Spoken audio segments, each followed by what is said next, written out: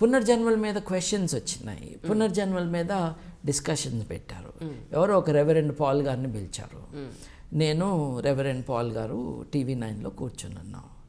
అయితే యాంకర్ గారు పరిచయం చేయాలి కదా, ఫస్ట్ పాల్ గారితో మొదలుపెట్టారు. రెవరెండ్ పాల్ సత్యప్రచారకులు అన్నారు. ఆగండి, ఆయన సత్యప్రచారకులు అయితే నేను ఎవరండి అన్నా. అంటే లేదు, ఆయన చెప్పారు, ఆయన చెప్పుకొని అండి నేను సత్యప్రచారకుడని. మీరు ఎట్లా ఇంట్రడ్యూస్ చేస్తారు? అట్లా మీరు ఎట్లా ఇంట్రడ్యూస్ చేస్తే మీరు ఒక స్టాంప్ వేసినట్టు. క్రిస్టియన్ ప్రచారకుడు అనండి. ఇప్పుడు మీరు భిన్న భావాలు గల వారిని కూర్చోబెట్టారు. ఈ నిజం చెప్తాడంటే నేనేం చెప్తున్నా అబద్ధమా? అంటే the portrayal of people in the public life అట్లా మొదలయ్యి అందరూ నన్ను అపోజ్ చేస్తే I patiently explain, I gave reasons ఏమిటి అని.